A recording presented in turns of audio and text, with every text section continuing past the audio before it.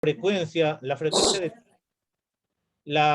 la frecuencia con respecto a las arritmias que tenemos en el Hospital Belén, las fibrilaciones auriculares, los flúter auriculares, las taquicardias por reentradas o las supraventriculares o las paroxísticas que en algún momento habíamos llamado, ¿no? En las fibrilaciones, en la parte de las arritmias ventriculares, bueno, hay algunos pacientes que llegan cadáver al hospital, ¿no? Cuando estos pacientes han llegado cadáver al hospital es porque la sospecha de una arritmia ventricular ha sido presente, ¿no? Sobre todo las fibrilaciones o flúter ventriculares, que eso es lo más inestable del paciente, y el paciente llega en cadáver al hospital, ¿no? Son pocos los pacientes que llegan en paro, ¿no? Y podemos detectar.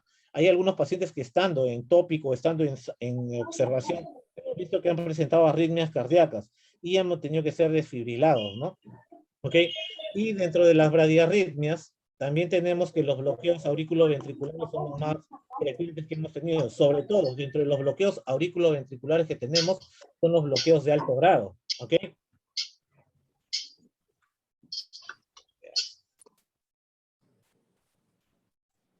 Ahora, cuando llega ya un paciente al servicio de emergencia con toda la gravedad que nosotros tenemos de los fibriladores, de los bloqueos auriculoventriculares de alto grado o completos que le llamamos, o de tercer grado, nosotros encontramos un paciente ya con falla cardíaca, con disnea, con palpitaciones, ¿no? Agitados en el peor de los casos, ¿no? ¿Cómo vamos a afrontar a estas arritmias? ¿Cómo vamos a tener? ¿Cuál nos va a interesar en estos momentos del paciente? Si bien es cierto, para nosotros afrontar un electrocardiograma, la lectura de un electrocardiograma tiene parámetros de secuencia, ¿no? De cómo leer un electrocardiograma, en el momento de la emergencia se rompe todo ese esquema y nosotros tenemos que prestar atención a ciertas cosas. Cuando nosotros afrontamos una arritmia cardíaca tipo taquiarritmia o taquicardia sabemos que solamente la frecuencia cardíaca por encima de 100 latidos por minuto, pero taquiarritmia, vamos a afrontar ya algunas características. ¿Y qué nos va a interesar? Primero, la frecuencia cardíaca tiene que ser mayor de 100. Perfecto, frecuencia cardíaca mayor de 100. Ya hemos visto cómo se hace la lectura de la frecuencia cardíaca, tanto en ritmos regulares como ritmos irregulares. ¿Qué nos va a interesar después? Saber la anchura del QRS. El QRS es estrecho. Al hablar de QRS estrecho, estamos hablando de menos de 12 milisegundos, 120 milisegundos o 0.12 segundos, ¿no? Y el QRS ancho, estamos hablando de más de 0.12 segundos o más de 120 milisegundos. Ahora, algunos son algo un poquito más bajo, hablan de 110 milisegundos. Menor de 110 milisegundos es estrecho, y menos de 110 o mayor de 110 milisegundos o mayor de 0.11 segundos es ancho. Ahora, ¿qué vamos a ver? Veamos este video, ¿no? En el cual, miren, nosotros encontramos de que el estímulo no está naciendo del nodo, el nodo sinusal. El estímulo está naciendo de la aurícula. Repito, si vemos en esta gráfica, el estímulo da vueltas, da vueltas, da vueltas en la aurícula, y por ahí pasan al nodo auriculoventricular, y el nodo auriculoventricular no pasa todos los estímulos que nacen en la aurícula, selecciona algunos estímulos o impulsos cardíacos y recién lo transmite a través de los ventrículos, o despolariza los ventrículos. Esto va a generar este tipo de QRS. El problema no está en el nodo auriculoventricular, no está en los ventrículos. El problema está en las aurículas. Es por eso que el QRS es estrecho, ¿no? Al hablar de estrecho ancho, en sentido de cuadraditos, ¿no? En sentido de cuadraditos, si tenemos en cuenta que cada cuadradito es 0.04 segundos, ¿no? ¿Ok? O sea, estamos hablando de 3 cuadraditos. De estos cuadraditos pequeños, me refiero a estos cuadraditos pequeños, ¿no? Por ejemplo, acá, ¿cuántos cuadraditos tenemos? A lo mucho hay 2, ¿verdad? A lo mucho hay 2. Entre este que es el inicio de la Q, la R y la S, ¿no? Acá, entre esto, a lo mucho hay 2 cuadraditos. ¿Perfecto? Ahora, vemos que el estímulo nace en la aurícula, y por lo cual el nodo auriculoventricular selecciona alguno de los estímulos y va a generar este complejo QRS que vemos acá, en este caso es de 1,5 más o menos cuadraditos de QRS, o sea, estamos hablando de 60 milisegundos, ¿no? 60 milisegundos, ¿ok? En eso hablamos QRS estrecho. QRS ancho. Nosotros nos damos cuenta que el estímulo ya no nace en las aurículas, el estímulo está naciendo en los ventrículos.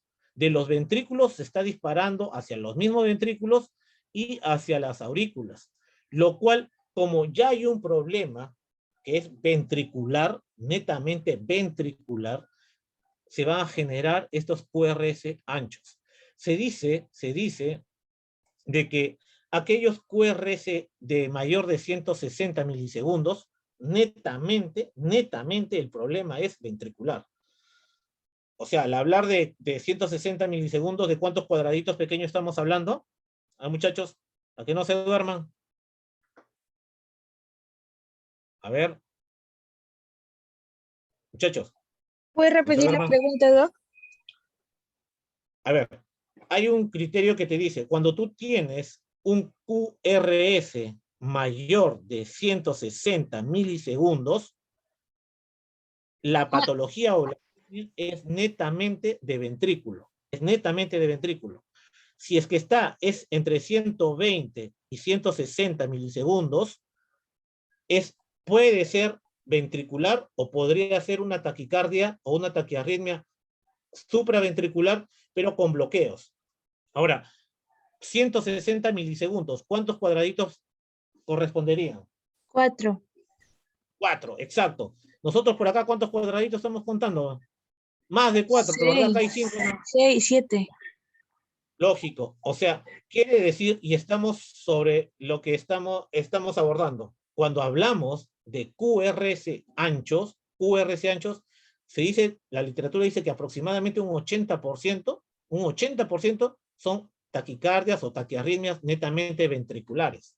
Netamente ventriculares. El otro 20% pueden ser taquicardias supraventriculares, por ejemplo, una taquicardia sinusal con un bloqueo de rama derecha o bloqueo de rama izquierda, o un bloqueo hemifascicular, lo cual de por sí, cuando hay bloqueo de rama derecha, ya el complejo QRS está prolongado, ¿verdad? A eso se le suma una taquicardia y se va a ver o va a aparecer o va a aparecer un QRS ancho. No va a aparecer esto así, va a aparecer un QRS ancho, ¿no? Pero al ver las características del paciente, vamos a decir, no, este es un paciente con una taquicardia supraventricular, pero en el contexto que tiene de base un bloqueo. ¿Ok? Vamos a ver algunas cosas ya adelante. A ver, hasta ahí estamos asumiendo una frecuencia cardíaca mayor de 100, nos estamos preguntando, ¿el QRS es estrecho o ancho? ¿No? Si es estrecho, hablamos de patologías netamente supraventriculares, 100% son supraventriculares, y si tenemos QRS ancho, un 80% son ventriculares, y el otro 20% pueden ser supraventriculares con un bloqueo de base. Ahora nos preguntamos el ritmo. El ritmo vamos a tener irregular o regular, tanto en el QRS estrecho como en el QRS ancho. Al decir irregular nos estamos refiriendo a la presencia del QRS. Este QRS, con este QRS y este otro QRS, ¿ustedes ven que tienen la misma distancia? Con este y con este. No, ¿verdad? No. No. La irregularidad te va a estar dada por la presencia de los QRS, de la distancia entre QRS. Eso te va a dar la irregularidad. Eso vemos. Si es irregular, ya nos está guiando a una patología. Ahora continuamos y vemos las taquicardias QRS estrecho con la forma regular. Vemos la característica de estas QRS, de esta R, por ejemplo, con esta y con esta. Son regulares, ¿verdad? Al decir regulares hablamos de distancia entre RR, ¿verdad? Sí. Son regulares. Hasta ahí estamos diferenciando QRS estrechos, irregular. ¿Perfecto? Estamos afrontando y asumiendo un paciente con una taquiarritmia QRS estrecho de forma irregular. Lo mismo vamos a asumir y vamos a afrontar en el caso que asumiéramos un paciente con QRS ancho.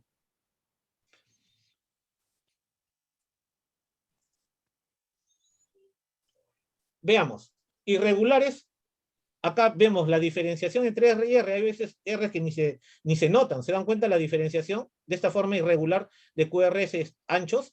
La característica son los QRS, ¿cómo son anchos, disculpen, anchos. Todos son anchos, todos son anchos. En algunos no se sabe dónde empiezan, dónde terminan, pero son QRS anchos, pero de formas irregulares. Y en la forma regular, miren, QRS anchos, pero de formas regulares. Tomemos un pico de acá, este pico, este pico, este pico, este pico, este pico. Todos son regulares porque la distancia es la misma. En conclusión, al hablar de regular y irregular, nos fijamos en las ondas R. En las ondas R, ¿son simétricos cada R o son asimétricos en distancia? Si la distancia es asimétrica, son los irregulares. Si son la misma distancia, son regulares. ¿Hasta ahí algún problema, muchachos? ¿Estamos bien? Sí, doctor. Perfecto. Perfecto. Ahora vamos a asumir la posición y morfología de la onda P. Ahora nos interesa el tercer punto de una taquiarritmia, es ver las características y la morfología de la onda P. ¿Qué características tiene esa onda P? Vamos a ver, por ejemplo, en una taquicardia o una taquiarritmia con QRS estrecho de forma irregular, ¿cuál es la patología más frecuente que nosotros hemos hablado ya? De forma irregular. La fibrilación auricular. Muy bien. En la fibrilación auricular, ¿qué características tiene la onda P? No hay onda P. Ausencia de onda P. Exacto. Eso es lo característico en la fibrilación auricular, ¿verdad? Eso es lo característico. Y eso hay que tener en cuenta. Hay otras posibilidades, como lo ven en esta clasificación, está la fibrilación auricular, hay la taquicardia auricular, que vamos a ver más de un rato, con flúter auricular, pero de manifestación variable, son exquisiteces, que si quieren, bueno, hay que profundizarlo un poquito más, si hay exquisiteces de cada uno de ellos, sí. Hay las taquicardias auriculares. Miren, muchachos, lo que yo quiero que vean es de que no estamos hablando de taquicardia sinusal, estamos hablando de taquicardia auricular. O sea, este gráfico de acá es una taquicardia auricular.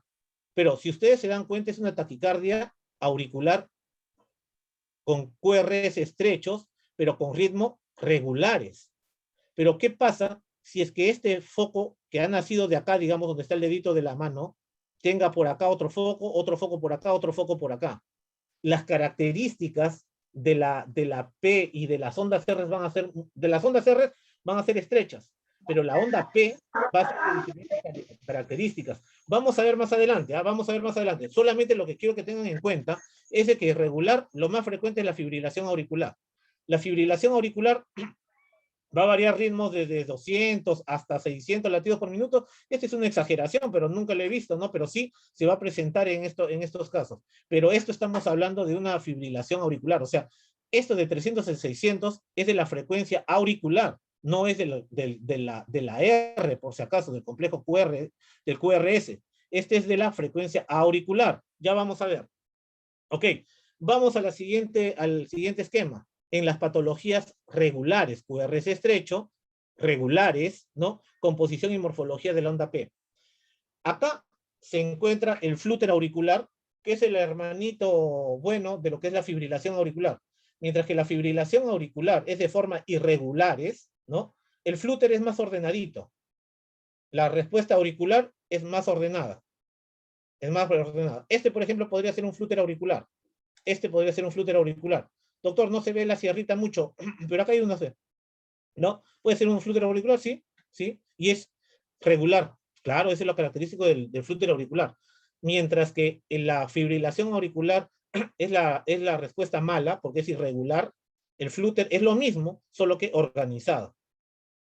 Las otras taquiarritmias con QRS estrecho, de forma regular que tenemos, ¿qué tenemos? Las taquicardias supraventriculares. Dentro de las taquicardias supraventriculares encontramos la taquicardia sinusal. Aquel paciente, ustedes, por ejemplo, cuando dieron su examen ese día, muchos de ustedes ya estaban taquicárdicos. Es una taquicardia sinusal. ¿Por qué? Porque tienen onda P y de forma normal, de forma adecuada. La característica de una P normal. Tenemos las taquicardias auricular automáticas, las taquicardias de la unión, y las taquicardias supraventriculares paroxísticas. Están clasificadas dentro de las mismas taquicardias supraventriculares, por si acaso, muchachos. Es por eso que yo les decía, cuando ustedes asumen una paciente que viene a sus manos con una taquiarritmia, QRS estrecho y de forma regular, todos estos se le da el mismo tratamiento y el mismo manejo. La exquisitez ya lo hacen cuando ya tengan más tiempo y van a leer más cosas de un paciente crítico, lo van a ver estas exquisiteces. Pero al fin y al cabo, el tratamiento va a ser el mismo. Vamos al otro aspecto. En el QRS ancho. En el QRS ancho, con este ritmo irregular. ¿Qué podemos tener? Miren, la fibrilación auricular más bloqueo de rama del DACGIS, ¿no? Bloqueo de rama derecha, rama izquierda, y está fibrilando. Aparte de tener un bloqueo de rama de base, el paciente ha fibrilado y puede simular una fibrilación ventricular. Tenemos las fibrilaciones auriculares con el síndrome de Ward-Parkinson-White, que este es un síndrome de preexcitación, el síndrome de Ward-Parkinson-White, ¿no? En el cual el QRS, lo característico del síndrome de Ward-Parkinson-White es que el PR es corto, menos de 120 milisegundos, pero el QRS es ancho. O sea, PR corto más QRS ancho. A esto se le suma una fibrilación auricular, nos va a dar algo similar a una fibrilación ventricular. Ahora, taquicardia ventricular polimórfica. Doctor, pero las taquicardias ventriculares, cuando hablamos de taquicardias, todos son regulares. Pero al hablar de polimórfica, quiere decir que los complejos QRS son de distintas formas, se disparan de diferentes lados y están generando varias formas del QRS. Y por eso es una taquicardia ventricular polimórfica. Hay monomórficas que vendrían dentro de este grupo de los regulares. ¿Ok? Dentro de las QRS anchos, de forma regular, vamos a tener también las taquicardias supraventriculares con bloqueo de base, ¿no? Tenemos las taquicardias supraventriculares con QRS ancho, el Ward-Parkinson-White también, ¿no? Con QRS ancho, ¿no? Tenemos las taquicardias ventriculares monomórficas que se disparan en el ventrículo, como este puede ser una taquicardia ventricular monomórfica, porque todas tienen la misma característica, la misma forma. Este gráfico que tienen acá es monomórfica, o sea, tienen una misma forma. Igual este gráfico de acá, son monomórficas. Las taquicardias ventriculares medidas por marcapasos. Este es otro tema en especial, por si acaso. Cada uno de ellos son temas en especiales. Pero lo que quiero tener en cuenta es de que hay que diferenciar, asumamos o abordamos a un paciente con taquiarritmia. Este es un pequeño resumen de cómo afrontar a un paciente con taquiarritmia. ¿Queremos algo más específico? Ok, perfecto. ¿Qué les dice este video, muchachos? El problema es, el foco es en aurículas, y son focos múltiples, que están generando múltiples impulsos cardíacos. Llegan al nodo auriculoventricular, el nodo está solamente aceptando algunos estímulos, y está pasando algunos impulsos. No lo pasa a todos, ¿ah? Pasa a algunos. ¿Qué típico es esta característica, ese gráfico, muchachos? ¿Qué estamos viendo? ¿El QRS qué es? ¿Ancho o estrecho? Muchachos. Ancho. ¿Anchos? Irregulares. Miren, acá hay ve. Estrecho. 2 cuadrados. ¿Cuánto sería? Estrecho. Estrecho, muy bien. Si estamos ante una taquicardia, ¿no? Porque acá está taquicárdico, miren, de este a este. Está taquicárdico. Ahora, irregular, muy bien, irregular. ¿Y qué más tenemos? Estas son las ondas PV. Las ondas. No hay un P definido, ¿ah? Muchachos, no hay un P definido. O sea, estas irregularidades que tiene acá y estas irregularidades de RR, ¿qué asumimos ahí? ¿Qué es? Es un QRS estrecho, frecuencia cardíaca mayor de 100, QRS estrecho, RR irregulares. ¿Qué viene? Buscar la onda P. No hay onda P notoria. ¿Qué es esto? Muy bien. Es una fibrilación auricular. Esto es lo que pasa en las aurículas, muchachos. Cuando hay una fibrilación auricular, esto es lo que pasa. Los estímulos son de varios lados. Y lo está generando tan irregularmente que cuando llega al nodo auriculoventricular, el nodo selecciona cuál pasa y cuál no pasa. Lo detiene todos los estímulos. Y solamente pasa alguno de ellos, por eso es la forma irregular del QRS, pero estrechos. La característica es que son estrechos. Estas son las características de lo que es la fibrilación auricular: ritmo irregular, ¿no? RR irregulares, la frecuencia cardíaca varía del tipo de respuesta ventricular. Al nosotros decir, hablábamos de 300 a 600, ¿verdad? De 300 a 600 de frecuencia auricular. Esta es la diferencia de acá. Con respuesta ventricular, eso es lo que nosotros calculamos. La frecuencia cardíaca que nosotros calculamos cuando la tomamos clínicamente en 3 minutos y sacamos el promedio, es la frecuencia ventricular, muchachos, no es la frecuencia auricular, por si acaso. Las ondas P no existen, aparecen ondas F, ¿no? Por eso le decía, son hermanitos con el flúter auricular. El QRS tiene que ser estrecho, y el intervalo PR no existe, porque nunca vas a diferenciar una onda P, nunca vas a encontrar una onda P, ¿no? Este es lo característico de la fibrilación auricular, muchachos. Hay imágenes de fibrilación auricular gruesa, que son groseras como esta, y hay fibrilación auricular tan finas que ni siquiera se notan, como en este caso, ¿no? En este caso sí es notorio, ¿no? Pero en estos otros casos no es notorio. ¿Algún problema o algún dilema, muchachos, con respecto a la fibrilación auricular?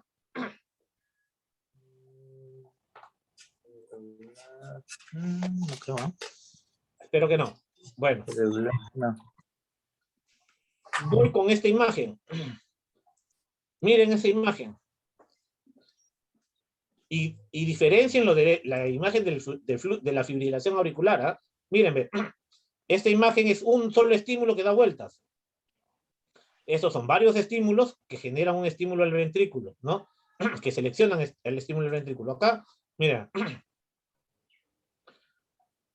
¿Qué les caracteriza esta imagen de acá? Tienen unas ondas que son, a ver, primero, ¿el QRS es estrecho o es ancho? Estrecho. Estamos hablando de una frecuencia cardíaca mayor de 100, un QRS estrecho, las RR son regulares o irregulares. Regular. Regulares, perfecto. ¿Qué podemos sospechar? ¿Vemos onda P? No. No, ¿verdad? Esto pareciera una onda F, ¿verdad? Pareciera por acá, pero más ordenadito, ¿no? Es el hermanito. Exacto, ahí estamos. Ya estamos asumiendo, o estamos abordando una taquiarritmia, ¿verdad? Y vemos, sí, es un flúter auricular. El ritmo es regular, hablamos RR, la frecuencia cardíaca depende de la conducción auriculoventricular, lo típico, ¿no? Va a depender del nodo auriculoventricular, quién selecciona quién pasa y quién no pasa, pero de forma regular, eso sí. Las ondas P no existen, al igual que en la fibrilación auricular, ¿no? Sí existen las ondas F en dientes de sierra, que le llaman, ¿no? El QRS es estrecho y el intervalo PR no existe porque no existen ondas P, ¿ok? Estas son las variantes que puede presentarse o se puede tener del flúter auricular, ¿no? La sierrita, esta sierrita, si bien es cierto, puede ser hacia abajo como puede ser hacia arriba, ¿no? Hay varias presentaciones, pero lo característico es de que el QRS es estrecho, el RR es regular y P no se identifica, pero son más rítmicos, ¿no? Más rítmicos. Ese es un flúter auricular, muchachos. El tratamiento, la misma. Si nosotros asumimos un flúter o una fibrilación auricular, ¿cómo lo manejamos, muchachos? Manejamos digoxina, bloqueo, amiodarona, ¿no? Bueno. Otra de las patologías, estamos asumiendo ahorita taquiarritmias y estábamos hablando de taquiarritmias supraventriculares y ventriculares, ¿verdad? Estos son auriculares, de hecho, supraventriculares, ¿verdad? Fibrilación, flúter son auriculares, netamente. ¿Esta taquicardia sinusal a dónde pertenece? ¿A supra o a ventriculares? Supra. Supra, ya está. Taquicardia. Taquicardia sinusal, típica, ¿no? O sea, hay una P, un PR, QRS. La onda T. La diferencia está de que este vendría a ser 300 y este vendría a ser 150, ¿no? Entre 100 a 150, nosotros podemos considerar una taquicardia sinusal. Ya sea dolor, ya sea consumo de drogas, ya sea una actividad física forzada, ya sea un estrés, esa es una taquicardia sinusal, ¿ok? Si bien es cierto, hay una taquicardia sinusal con respuesta apropiada, que es lo normal, respuesta apropiada le llamamos al dolor. Te duele, tienes taquicardia sinusal, es una respuesta apropiada, ¿no? Pero ¿qué pasa? ¿Qué pasa si nosotros tenemos, por ejemplo, un paciente que está tranquilo, no sufre de ni una patología? También existe el concepto de taquicardia sinusal de respuesta inapropiada. Es una exquisitez más, ¿eh? Pero Dios mediante son poco frecuentes y no llegan mucho a la emergencia. Yo he visto 1 o 2 casos nada más, pero estos pacientes requieren de un estudio cardiológico más adecuado para llegar a decir que es una respuesta inapropiada, ¿no? Por ejemplo, los pacientes con hipertiroidismo tienen un tipo de taquicardia sinusal, pero es por estímulo de las hormonas tiroideas. Si bien es cierto, doctor, los hipertiroideos que hemos visto en la emergencia son fibriladores. Sí, eso es cuando se descompensan, pues, ¿no? O ya están con años de descompensación. ¿Quién me puede decir cuál es la diferencia entre esta taquicardia sinusal y esta taquicardia auricular?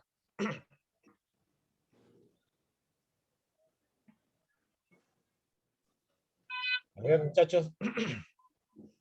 El QRS es estrecho, ¿ah? El QRS es estrecho, no me voy a decir el QRS, no. El QRS es estrecho, o sea, menos de 120 milisegundos. A ver.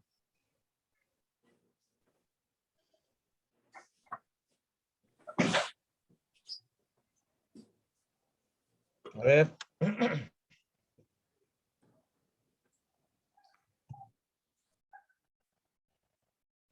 A ver, ¿quién me puede decir? Muchachos, miren, lo acerco más todavía para que se den cuenta. Estas ondas P, con estas ondas P de acá, ¿son iguales? No. Es ahí que es la diferencia entre una taquicardia sinusal y una taquicardia auricular. La onda P, muchachos, la onda P. La onda P acá es característica, ¿no? Tiene una dimensión, una medida, un PR. Perfecto. Miren esta onda P. Es muy distinta. Y eso que hay taquicardias auriculares, ectópicos monomórficos y polimórficos. O sea, de múltiples focos. No se le parezca extraño que en una taquicardia, en una taquiarritmia QRS estrecho, encuentren acá en una forma de P, acá otra forma de P y otra forma de P. Pero todos los QRS son igualitos. La diferencia es la onda P. Esto es asumir una taquicardia auricular. Imagínense la aurícula derecha, el nodo sinusal acá arriba, y acá abajito nace el estímulo. Es un foco ectópico auricular. Que mientras que más cercano al nodo sinusal esté, se van a presentar ondas P, pero no similares a la P normal, sino van a ser distintas. Y mientras que más se van acercando al nodo aurículo-ventricular, la onda P va cambiando de características, morfología y posiciones. Con respecto a posiciones, la onda P normal es positiva. Se vuelven negativas o hasta desaparecen. ¿Ok? Como son en los siguientes casos. Miren, ¿vemos la onda P? Por acá hay una onda P de diferentes formas.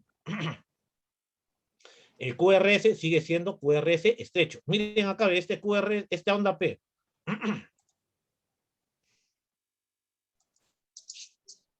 ¿Sí se dan cuenta de esta onda P? Negativa. Sí, son vestidos. Dense cuenta de que esta es taquicardia de unión. De la unión le llaman. Esta taquicardia, este foco ectópico, imagínense que está más cerca a lo que es el nodo aurículo ventricular. ¿Ok? Y esta otra taquicardia supraventricular, que esta es la más frecuente que viene a nosotros. Esta es la más frecuente que viene a nosotros. ¿Pueden ver una onda P? No. No hay onda P, muchachos, acá, ¿no? Lo que quiero Ujú. mostrarles es de que, y demostrar ese algo, ¿no?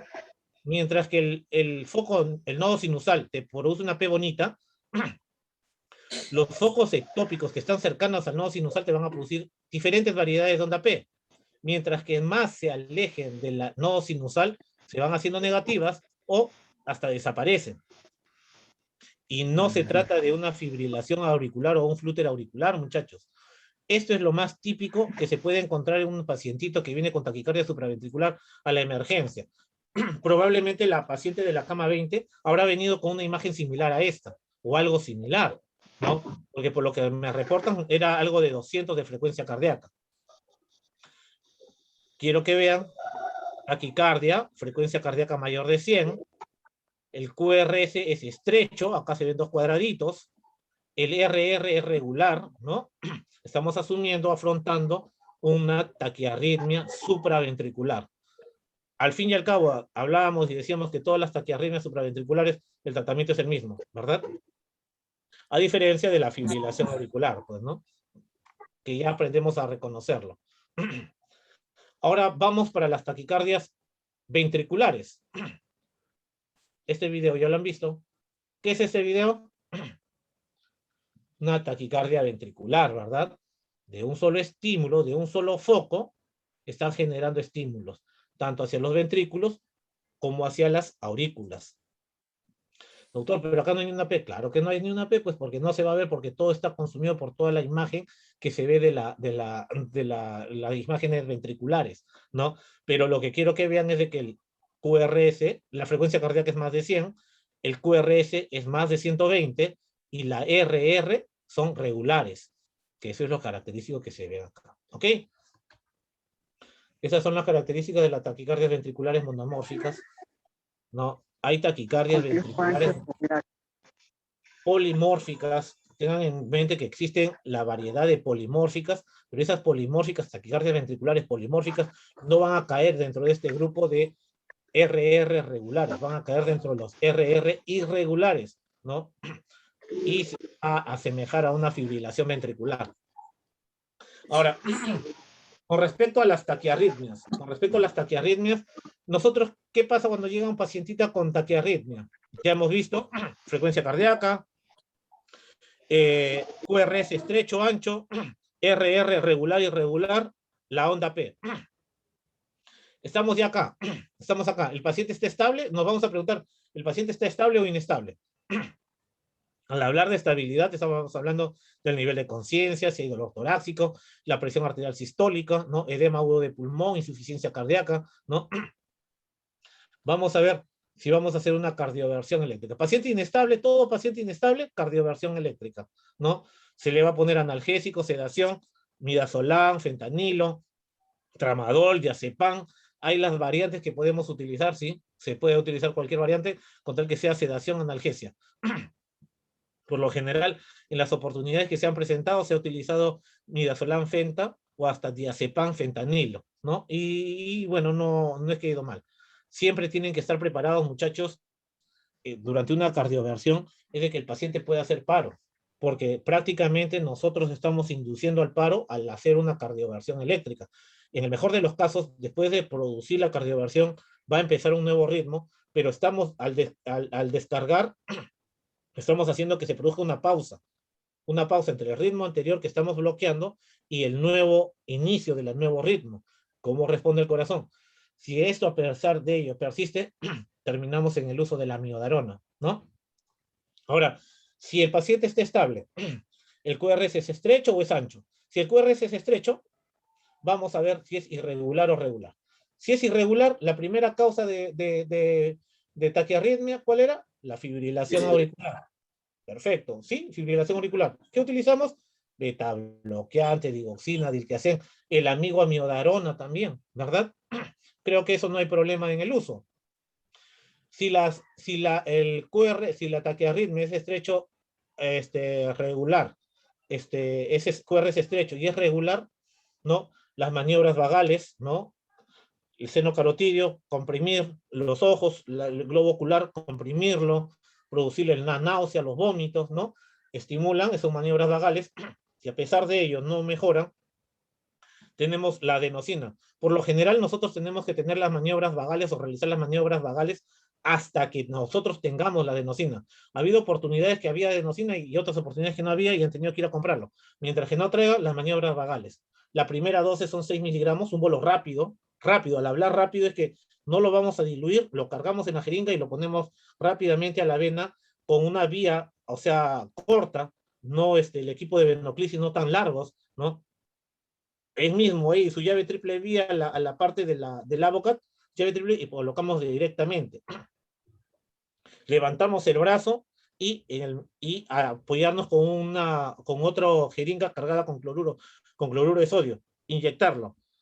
Todo tiene que ser rápido. Colocación de la adenosina, levantamos el brazo y estamos colocando ya el cloruro de sodio. ¿Por qué? Porque la vida media de la adenosina es muy corta. Y al ser muy corta, a veces nos demoramos y el efecto se terminó en la vía nada más, ¿no? Cuando usamos vías muy largas, también se murió ahí, ¿no? Ahora, si no mejora, tenemos la opción de 2 ampollas de adenosina, hasta llegar hasta 3 ampollas de adenosina, cada 15, 20 minutos, ¿no? Si es que no responden. Ahora, si ya no tenemos la recuperación con la adenosina, tenemos el diltiazem, el verapamilo, también como opción. Y en el último de las opciones que tenemos, el amigo amiodarona, ¿no? Si ya recupera el ritmo sinusal, vamos a poder hablar si es que es una controles ya por consultorios externos, pues, ¿no? Una probable taquicardia paroxística supraventricular, ¿no? O un flúter auricular. Lo demás es ya controles por consultorios. Si el caso es del QRS estrecho, ancho, disculpen, QRS ancho, si hablamos de un ritmo regular, nosotros tenemos que asumir y administrar amiodarona, ¿no? Amiodarona, si es regular. Si es irregular, podemos utilizar amiodarona, podemos utilizar hasta lidocaína, ¿no? Pero en casos graves, de arritmias graves, sí está indicado el sulfato de magnesio. Por si acaso, una ampolla de 2 gramos y lo pasamos en 10 a 15 minutos, ¿no? No lo pasamos en 3 horas, no. Lo pasamos en 10 o 15 minutos, se le pasa ese sulfato de magnesio, porque estamos asumiendo que puede hacer que se trata una arritmia por electrolitos, potasio, magnesio, ¿no? Al fin y al cabo, como en algún momento yo les comentaba a cada uno de ustedes, o algún momento que ha salido de la conversación, es de que si ustedes se dan cuenta, la amiodarona es el punto de quiebre para todas las taquiarritmias, tanto supraventriculares como las ventriculares, ¿no? Es más, algunos dicen, si es que tienes dudas, amiodarona. Si tú estás asumiendo una taquicardia ventricular, amiodarona. Si estás asumiendo y no quieres pensar mucho en lo que es una taquicardia supraventricular, amiodarona. Lo adecuado es seguir un protocolo porque estamos haciendo un ejercicio con respecto a los electrocardiogramas, ¿no? Pero a veces no tenemos la disponibilidad del betabloqueo, no tenemos la disponibilidad de la adenosina, el verapamilo, diltiazem, no sé usarlo, ¿qué hacemos? ¡Pum! Amiodarona, ¿no? Pero esas son las formas de cómo se debe afrontar a una taquiarritmia. Hasta ahí, muchachos, ¿alguna duda, alguna consulta?